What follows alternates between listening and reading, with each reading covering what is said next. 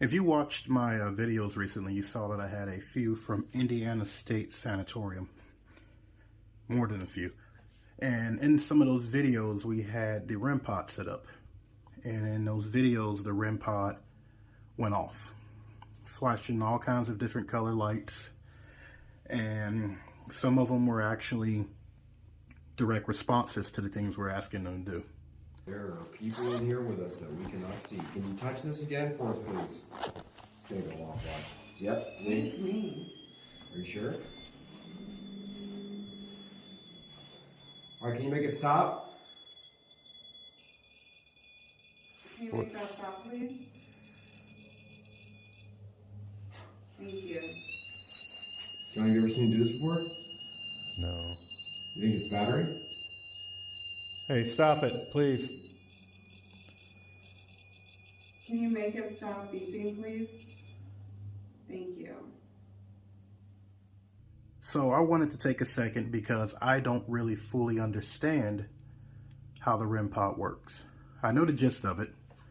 If you get close to it, it goes off. It does temperature detection and things like that.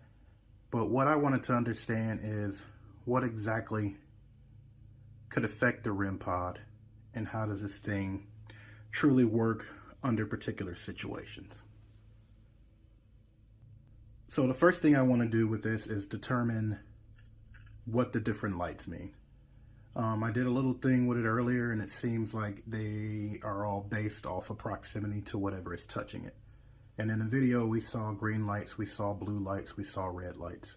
So the first thing I'll do is I'll cut this Rem-Pod on, I'll give you an overhead shot and I'll let you see how close I get to it and how the lights correspond to the proximity of my touch. Alright, so the thing's powered up. We're going to do a little experiment, so to speak, with how close in proximity my finger gets to the device, and we'll see how the lights correspond.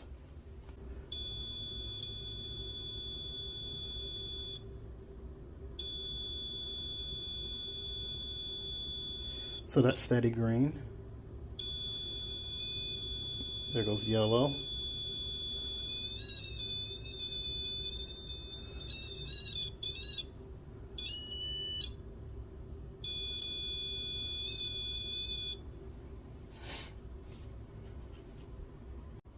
Okay, so let's look at it again from this angle to see how it operates.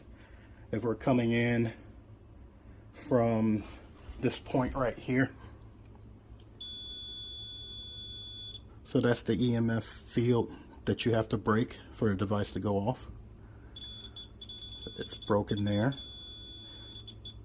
Let's go further in. Yellow triggers. Now I'm not touching it. Blue triggers.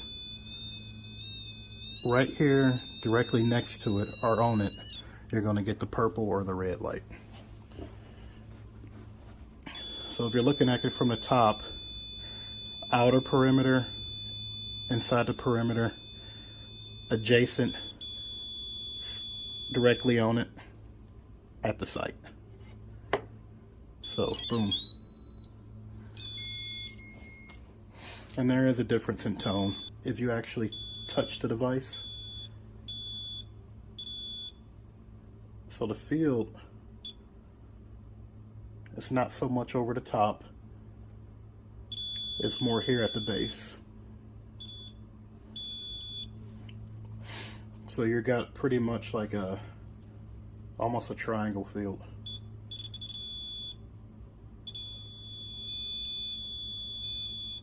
See? Not that much on top.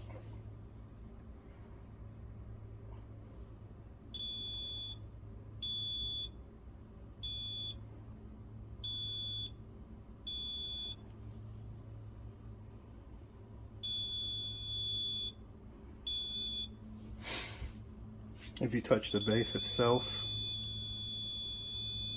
it's going to pick up activity.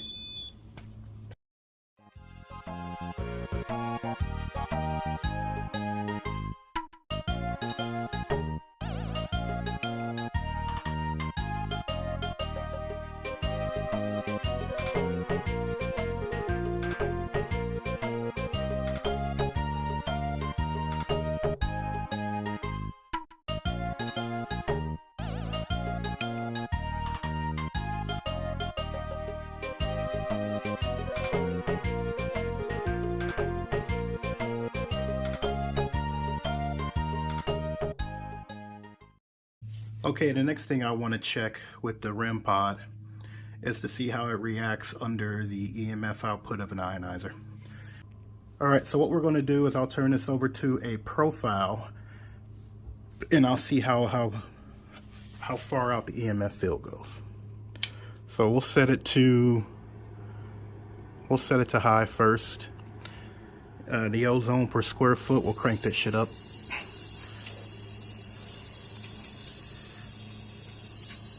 Alright, and the next thing we're going to do is we're going to take EMF readings on it. So we got the EMF reader here, and I'll tell you what, already we're seeing an EMF field. Okay, so I'll use 2 chairs. What we'll do is we'll set the Rem-Pod up over here. If you look close enough, it looks like we are sitting at about 4 feet, or excuse me, 3 feet in length. And we've got the ionizer set to 2,500 ozonator per square feet. And the ionizer fan is set, let's set it to low for now.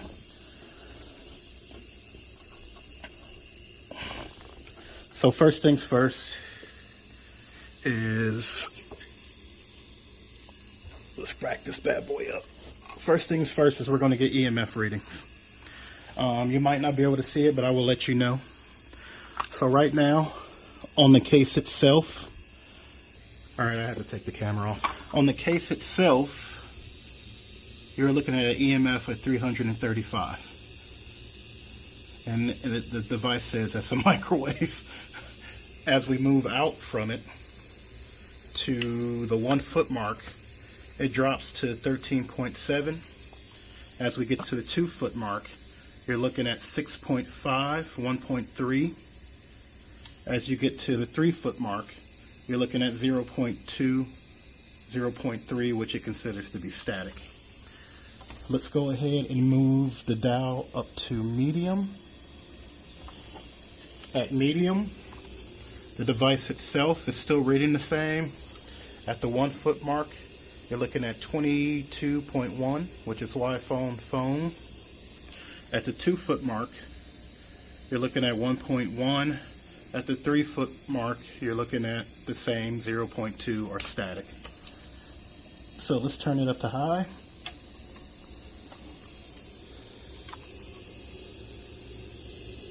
About the same. I'm figuring things will all be about the same. Yep.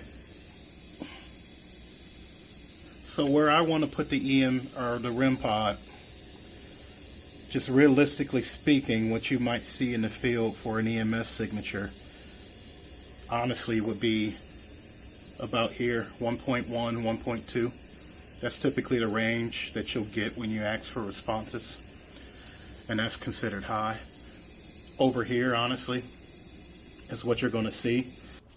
Okay, so what I want to do here is I really want to test if an EMF field is going to break the Rem-Pod, or the Rem-Pod's field, or the Rem-Pod's own EMF field. So what we have, unfortunately, is I'm trying to get this thing in frame, but the light on it is just not cooperating. So I have my EMF meter set up. We saw what the measurements were in that general area, and that's what we're going to sort of try and remember. What I'll do is I'm going to start the ionizer up, and what we saw is that about the 2 foot mark it produced a 1.1, 1.3 EMF field. The 3 foot mark, it produced about a 0.1, which it considered to be static. This one was considered, at 2 feet, was considered to be Wi-Fi. Got closer, it's considered to be cancer. So what we're going to do is it's all set up, it's all stabilized, and we're going to start the ionizer and we're going to crank it right up to max.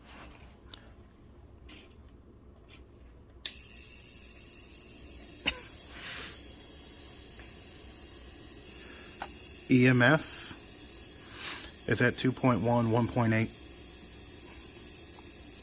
with a peak of 6.7. So there is an EMF field present. We're not seeing it break or the Rem-Pod go off. Again, the Rem-Pod is more of a physical device. You are breaking its EMF field, as seen here. There is no real effect to it. And that thing is cranking. It sounds like it's going to freaking explode. There's so much power going through this thing. So what we're seeing on the Rem-Pod is that it's sensing a temperature fluctuation. There is no difference to how it's responding. It doesn't interpret it as being something that's interfering with it. The subtle wind, there is a wind coming off of here. It's not causing a physical break either to the Rem-Pod. Again, we're looking at 1.7 EMF. Let's go ahead and move it closer. Hopefully I don't fry the damn thing. So it's definitely sensing a temperature change because it's closer now. The EMF here, the EMF at this point, which is no longer really at 2 feet because I moved everything, the EMF is about 4.1 here. 5.7, it says that's about a power line. We're getting a temperature change because of the wind. Let's see how much closer can we move it. So if I move it here, if I move it to this point here, which honestly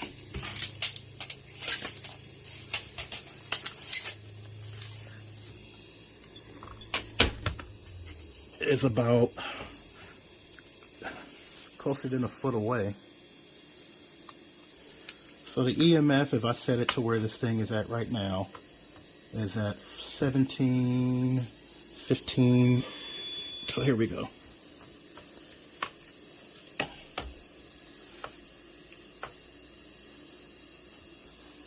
So we're still not getting any change to the Rem-Pod. It doesn't detect EMF. And it's sitting at 7.7 right now. Coming out of the front of the unit. Coming directly out of the front of the unit at this range is 250 or 249.0 EMF. If I put it up to here, you're looking at 190, 188. So let's put it there. So that is a Rem-Pod with an EMF field coming at it of about 205. And I think what it's picking up there is me getting close to it.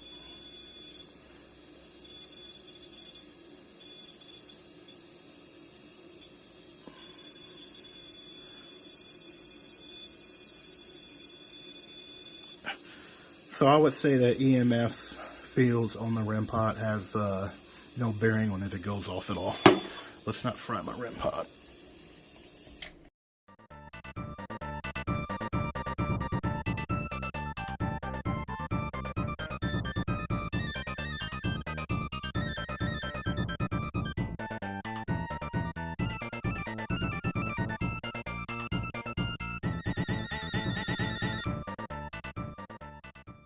Okay, the next test I want to run is to see how a radial sweep ITC device might affect the Rem-Pod. Oops. Yeah. So this one's pretty simple. It's going to be physical.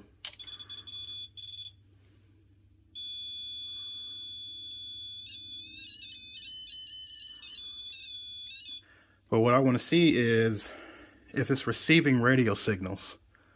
Does that change anything? Let's go ahead and scan.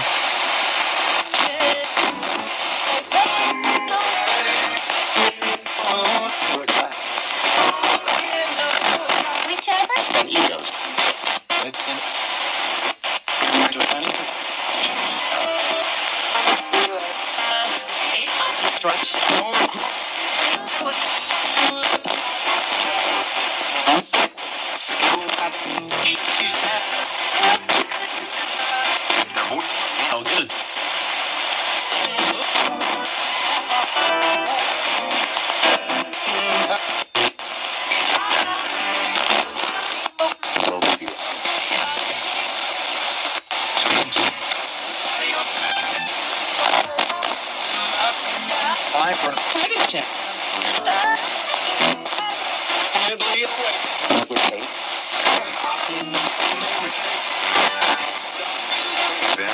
Limited time. Well, that's all the test I'm going to do in my house, but something you want to look at here. Some very interesting things did happen. When I had that S-box hooked up to that, I didn't change it. I didn't change the movement. It was always connected at the same point. There was no difference in proximity to how I connected it. At certain points during the radio scan, the Rem-Pod responded differently, as if the proximity of the actual antenna had changed in relationship to its EMF field. You saw green lights, you saw blue lights, you saw yellow lights, and for a while, you saw a purple light, or purple, or whatever this one is. This one here, let's see. I don't know what you call that, like a pink. That pink light, if this was a green light, if this was the relationship to your physical object, and this was the or the Rem-Pod antenna, this is your green. This sets off a green light. This sets off a yellow, and once you get in here, is when you get the blue and the pink light. That pink light has got to be like that. We got that pink light steady. So something about the transition in between the radio signals, because as those signals come in and as the S-box siphons between channels, it creates an EMF field, because it's doing the digital, or excuse me, it's doing the radio to digital processing. So it creates an EMF field. I'll show you an example of that, if I can get this to come up. Let's see, can you see that? S-box. So watch. Scanning. FM. We're going to go ahead and start.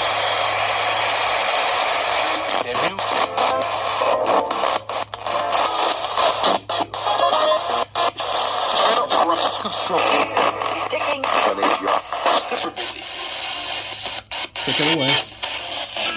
Turn it down, because you don't need to hear it. It's still doing its job. So I took it away. I put it back up to it. I don't know if you guys know this, but when you run your radio sweep devices, your ITC radio sweep devices, they produce EMF fields based on the channels coming in. Watch it. You're getting a radio signal, and you're getting an EMF field. You see that?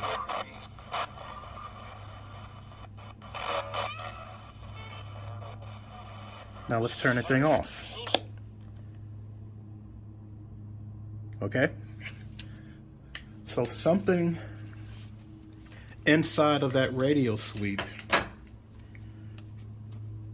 with that fluctuating EMF field connected directly to the Rem-Pod caused it to respond in a manner as if something was moving in and away from it. Now when we did the test with the ionizer, you saw how much EMF was coming off of that. I'm done with this thing for now. When you saw the test with the ionizer, you saw the amount of EMF coming off, and the Rem-Pod had absolutely no response to it. But in direct connection to the Rem-Pod's EMF field that it produces and the EMF field that the radio produces, and that sweeping motion of the radio sweep and the fluctuating EMF field produced by the actual radio sweep device, it caused the Rem-Pod to react, which did not happen with the ionizer when an EMF field was presented. So I think if you worked with the Rem-Pod in some way and with your radio sweep ITC devices, you could find some EVP inside of those that you may not find normally. But just to summarize, I'm thinking that the Rem-Pod was reacting to the sweeping EMF field. I don't think there's anything paranormal about it, but it is something you could look into.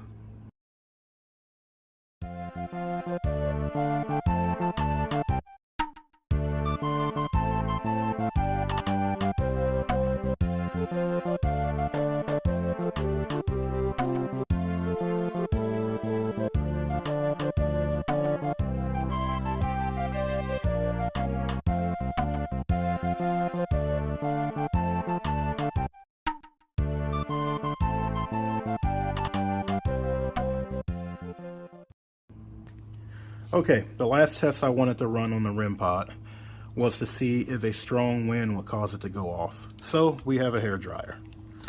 So we'll actually get probably, you know, the light going off saying it's getting hot, but I have a low and a high setting on here that I think is pretty cool. I don't usually use this thing. I use it for like my acrylic painting to help things dry. So let's go ahead and get the Rem-Pod started up and see what this hair dryer does.